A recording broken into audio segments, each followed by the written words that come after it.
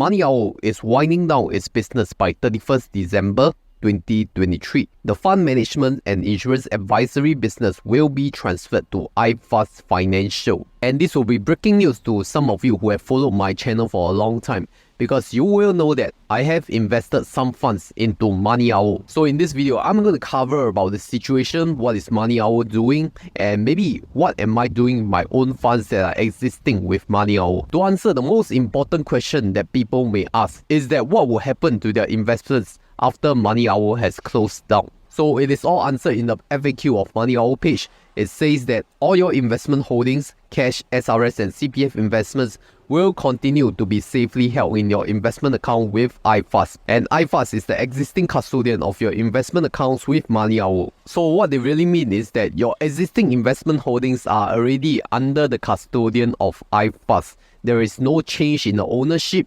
It will still stay there. In fact, if you look at your monthly statements from MoneyOwl Investment, you will see that iFast logo is pasted there. It is just like with Endowers, their custodian is UOB Kay Hian, and then for MoneyOwl, it is with iFast. So your investments are definitely still there. It's not going to go away. Now let's go down to the timeline of what will happen. On the 4th of September, iFast will start contacting existing MoneyOwl clients for new login credentials. And then from 25th October onwards, clients can log in to iFast platform to check their transactions from 12 AM. Lastly, on 15th December, all MoneyOwl accounts and services will be disabled after 6 PM, which also means you can no longer log into your MoneyOwl platform from that day onwards. So it's an end of an era. It is quite sad that one of my platforms is going away again. I guess it's just part and parcel of doing business. If it's not profitable, it is very hard to be sustainable in the long run, even if it's a social enterprise. But I know even I've explained all the FAQs, some of you may still have questions, so you can head over to our Telegram group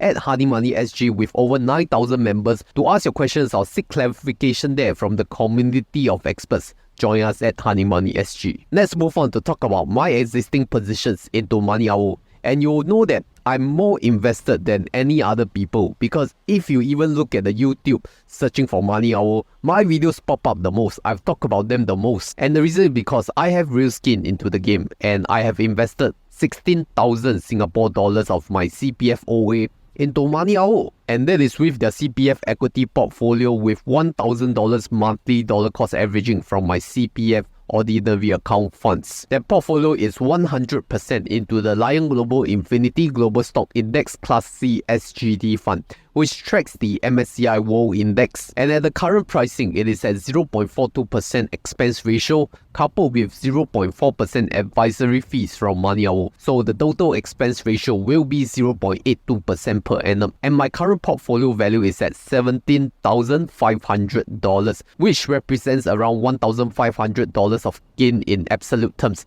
But if you look at the return in percentage wise, the simple return is around 10%, while the time weighted return is around 18%. So I felt that it is quite a pity. I have made some good returns on these platforms, and I felt that MoneyOwl were really genuine in the services that they provide. It was not just about investments, but also about buying the right insurance products and even drafting a free will. And they even provide affordable financial services to the mass consumers. So they were really one of the few financial services company that I feel are ethical and with integrity. But to be clear, I only use MoneyOwl as an investment platform to invest my CPF funds, because for cash investments, I believe there are much more convenient and cheaper methods, and one of them is my sponsor. Do you know WeBull just upsized the offer, and now you can get up to $1,000 of free shares? And I'm not going to tell you that you need to do some buy trades, because no need. Neither am I going to tell you that you need to fund at least $300 in cash, because also no need. So what I need to do? Very simple, just fund any amount, even $1, and you can get 5 free shares. Then hold your deposits, do not withdraw for 30 days, and you'll get another 5 free shares. The free shares are totally random from this list, and it could range from $3 to $100 each. So you see, the maximum reward is $1,000, but at the very minimum, you will get $30. You see, there's really not much to do. Just open an account with my referral link, put in $1, and after 30 days, see your luck. What shares did you get? So use my referral link down below or scan the QR code right here to get your WeBull account today.